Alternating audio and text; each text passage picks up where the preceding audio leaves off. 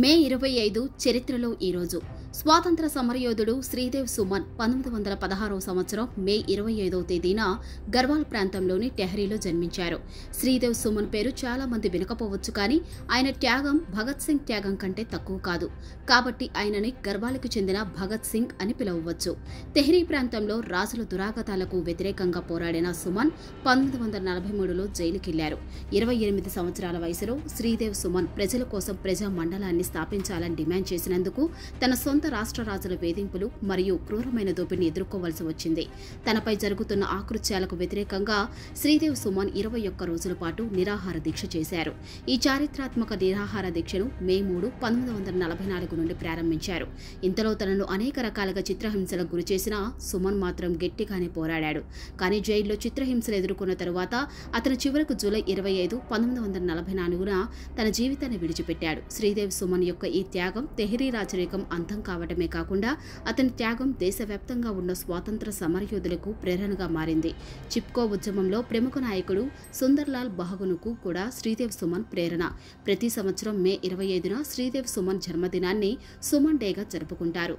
విప్లవకారుడు రాష్ బిహారీ బోస్ 1886 మే 25వ తేదీన బెంగాల్లో జన్మించారు.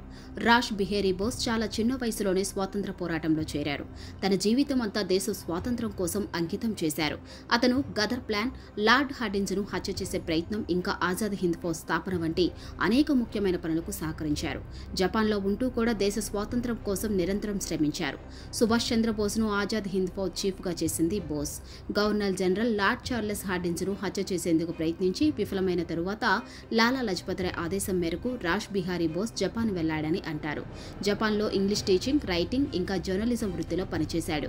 న్యూ ఆసియా పేరుతో వార్తాపత్రికను ప్రారంభించి జపనీస్ భాషలో మొత్తం 16 పుస్తకాలు రాశారు. మార్చి 1942లో అతను టోక్యోలో ఇండియన్ ఇండిపెండెన్స్ లీగ్ని స్థాపించాడు. ఇంకా భారతదేశ స్వాతంత్ర్యం కోసం సైన్యాన్ని ఏర్పాటు చేయాలనే ప్రతిపాదనను కూడా సమర్పించాడు. ఇక్కడి నుంచి ఆజాద్ హింద్ ఫౌజ్ ప్రారంభమైంది. రాష్ బిహారీ బోస్ జనవరి 21, 1945న మరణించారు. 2022వ సంవత్సరం మే 25వ తేదీన బారాముల్లా ప్రాంతంలో ఉగ్రవాదులతో జరిగిన ఎన్కౌంటర్లో జమ్మూ కాశ్మీర్ పోలీస్ కానిస్టేబుల్ ముదాసిర్ అహ్మద్ షేక్ మరణించాడు. ఆ రోజు అమర్నాథ్ యాత్రలో పాల్గొన్న ప్రజలను ఉగ్రవాదులు టార్గెట్ చేయబోయారు.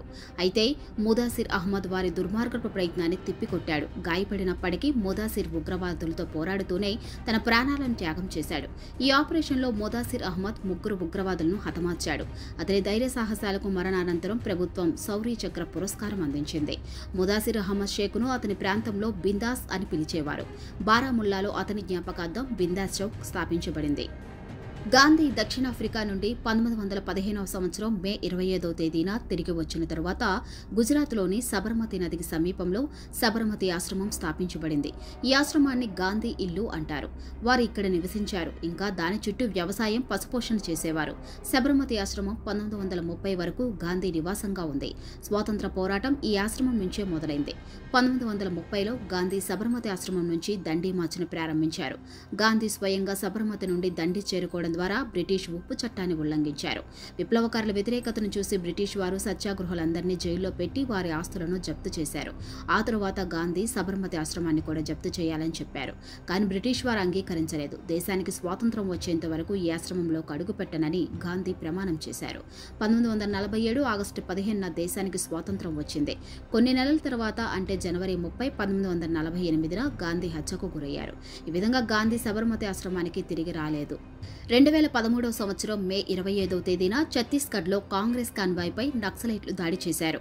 ఈ దాడిలో అప్పటి కాంగ్రెస్ రాష్ట్ర అధ్యక్షుడు నందకుమార్ పాటిల్, కేంద్ర మాజీ మంత్రి వీసీ శుక్లా, ప్రతిపక్ష మాజీ నాయకుడు మహేంద్ర కర్మ సహా 33 మంది చనిపోయారు. సమాచారం ప్రకారం ఈ దాడి ప్రధాన లక్ష్యం మహేంద్ర కర్మ. అతను సల్వాజుడంకు నాయకత్వం వహించినందున నక్సలైట్లు అతన్ని తమ అతిపెద్ద శత్రువుగా భావించారు. ఛత్తీస్గఢ్లో నక్సలైట్ల హింసకు వ్యతిరేకంగా సల్వాజుడం ఉద్యమం సాగింది. మహేంద్ర కర్మ శరీరంపై నక్సలైట్లు దాదాపు 100 బుల్లెట్లు కాల్చారు. ఈ ఘటన 2013లో ఛత్తీస్గఢ్లో అసెంబ్లీ ఎన్నికలకు ముందు జరిగింది. ఈ సంఘటన జీరామ్ వ్యాలీకి సమీపంలో జరిగింది. కాబట్టి దీనిని జీరామ్ వ్యాలీ మారణకాండ అని కూడా పిలుస్తారు.